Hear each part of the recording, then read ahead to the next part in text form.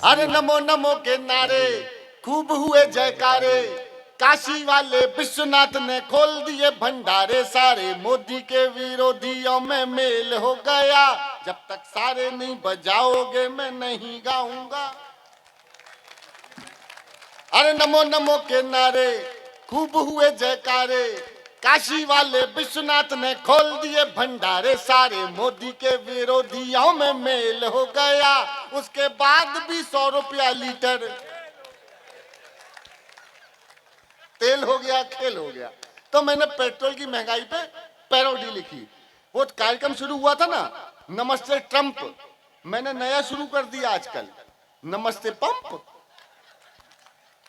सुनना, पेट्रोल की महंगाई पर देखिए, भाषा व्यंग की ऐसी होनी चाहिए कि जिसके खिलाफ लिखो सामने बैठा हो उसको भी आनंद आने लगे। सुनिएगा, तेल करो सस्ता ना, अरे तेल करो सस्ता ना, और कोई रास्ता ना, तेल गरीबों का निकला जाए, अरे तेल करो सस्ता ना, और कोई रास्ता ना, तेल गरीबों का निकला जाए।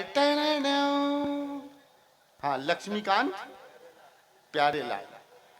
अरे कानों में डालो तेल जरा सा, धक धक धड़कता दिल है डरा सा, कानों में डालो तेल जरा सा, धक धक धड़कता दिल है डरा सा, पंप देख कर धड़कन रुक जाए, आहा आहा आहा, तेल करो। किसी का नाचने का मन हो तो नाच सकता है, मैं बुरा नहीं मान।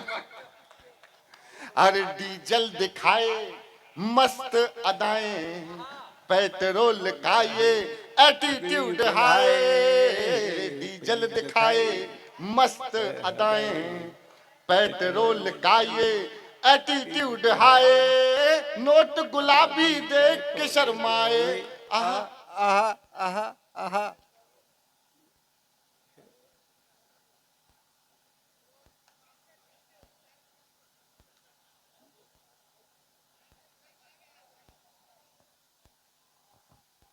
कोई बात, इसकी ज्यादा खुली हुई, इको भी कर रहा है, इको।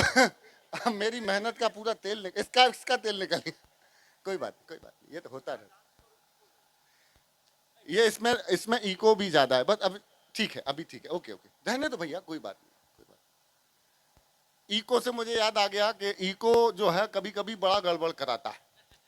वो पिछले दिनों की बात है, हमने एक मुशायरा किया नोएडा में। मेरे दोस्त हैं कलीम भाई, बहुत प्यारे मित्र हैं, बड़े शायर हैं, लोकल आदमी है। तो लोकल कह रहे सुदीप भाई तुम्हारी भाभी जान भी आएंगी साथ में मुशायरा सुने। अरे मैंने कहा स्वागत है, लेके आओ। तो भाभी सामने बैठ गई, कलीम भाई सामने माइक पे खड़े हुए, गजल पढ़ने की बारी आई, अपने कथा सुनाने वो आए, तो माइक का इको बढ़ा दिया उसने।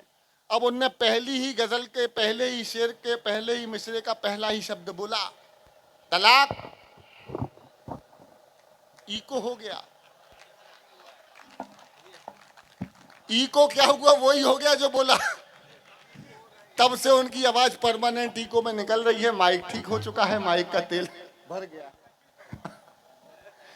दरअसल आप तो बहुत अच्छे लोग हैं, हंसते मुस्कुराते हुए चेहरे, हमें देखने का शौक पड़ गया है कि हमारे सामने लोग बैठे रहे, उनके चेहरे पर मुस्कुराहट है। ये हमारी बहनें बैठी हैं, आपके चेहरे पर मुस्कुराहट होती है, तो हमको यहाँ इस माइक पर लगता है कि चलिए हमने किसी के चेहरे पर खुशी बांटी। नहीं तो रुलाने के लिए आपके पड़ोसी और रिश्तेदारी काफी।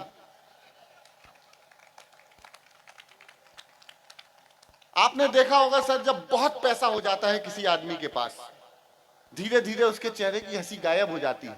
बाबूजी देखिए आसपास आपके अगल बगल बैठा होगा कोई, बहुत पैसा है लेकिन चेहरे पर हंसी नहीं है, मुस्कुराहट नहीं है। फिर वो कवियों को पैसे देते हैं, बुलाते हैं, कहते हैं अब हमें हंसा के दिखाओ। ये स्थितियां हैं। मैं तो पिछले दिनों रेलगाड़ी की यात्रा कर रहा था, लंबी यात्रा थी सर। लंबी यात्रा के दौरान वॉशरूम जाने का सौभाग्य प्राप्त हुआ मुझे। हाँ, वॉशरूम जाना भी एक सौभाग्य का विषय है रेलगाड़ी में। लंबी यात्रा थी, लंबी यात्रा में वो वॉशरूम आपने देखा होगा, उसमें मग्गे को भी चैन से बांध के रखा जाता है। मैं तो मग्गे पर लिख के आ गया, इसे भी चाहिए आजादी। हाँ, वॉशरूम की दीवार पर एक टेलीफोन नंबर लिखा हुआ था। देखिए, मैं शुरू होने के क्रम में हूं। अगर आपको मेरी बात समझ में आ जाए और व्यंग की भाषा समझ में आ जाए, अगर व्यंग की भाषा समझ में आ जाए तो आपकी तालियां मुझे शुरू कर देंगी। मैं अपनी संक्षिप्त सी पारी खेल के अपना स्थान लूंगा। मुझे विज्ञापन की तरह सुनिएगा। हमारा सुपरस्टार, हमारे दादा, बड़ी फिल्म है, मेरे बाद ही आएंगे, बस मुझे विज्ञापन की तरह सुन लीजिएगा।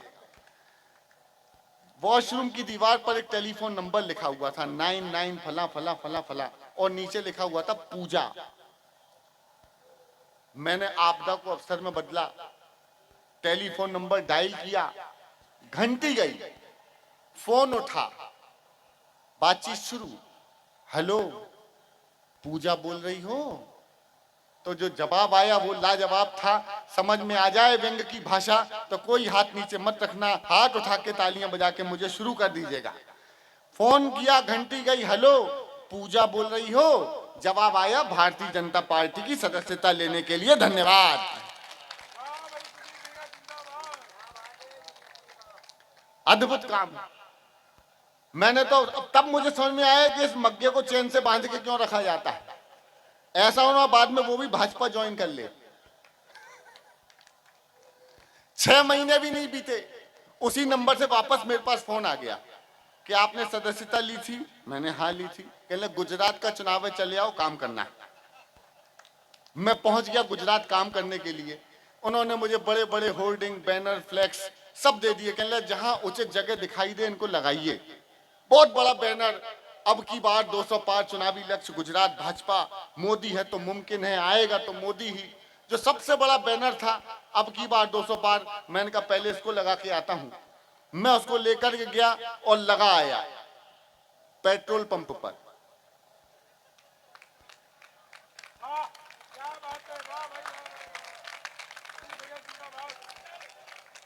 मेरी इस हरकत से खुश होकर मुझे कांग्रेसी उठा के ले गए। बोले आदमी बढ़िया है, हमारे नेता जैसी हरकतें करता है। मुझे ले जाकर, संपादक जी, मुझे ले जाकर कांग्रेस के कार्यालय में बिठा दिया। अब मैं बैठा रहा, एक बैनर मेरे बगल में पोस्टर फंसा रह गया। मैंने गुरु ये तो लगाना भूल ही गया। वो उठा करके मैंने कांग्रेस चुनावी कार्यालय के बाहर लगा दिया। आएगा तो मोदी ही। आपने जो मन दिया है उसके लिए धन्यवाद दे रहा हूं। बस इसी मन से थोड़ा सा सुन लीजिएगा। मैं शुरू करता हूं। पिछले दिनों राजस्थान गया तो वहां 50-60 हजार लोगों की भीड़, सामने बैठी एक व्यक्ति ऐसी उठ के जाने लगा, लेकिन पलट के उसने मुझसे एक पंक्ति की गुजारिश की कि आप ये वाली कविता सुनाइए। और मैंने भी जोश जोश में वो कविता पढ़ना शुरू कर दिया। लेकिन जैसे ही उस कविता की पंचलाइन आने वाली थी, मैंने कहा गुरु सुदीप भोला, अगर तूने ये पंक्ति पूरी पढ़ी तो आज तुझे भी पदयात्रा करके ही वापस जाना पड़ेगा, बिना लिफाफे के। मैंने एंड टाइम पे वो पंक्ति बदली, व्यंग की भाषा रखता हूं आपके सामने, समझ में आएगा तो मुझे तालियों से साथ। आप कहेंगे बार बार तालियां बजाओ, तालियां क्यों कर रहा है ये? दरअसल जब मेरी पहली बार शादी हुई, हाँ, तो पहली बार सुहाग रात आई। मैंने पहली बार अपनी पत्नी का घूंघट उठाया। उसके सम्मान में मैंने 10-20 श्रृंगार रस के गीत लिखे थे बाबूजी। 5-7 गीत सुनाए, वो शर्माई। मैंने कहा शर्मा मत, ताली बजा। तब से हम लोगों को पंच लाइन भी पंचर हो जाती है। तालियां बजाओ तो मिल के खुल जाओ थोड़ा सा एक बार।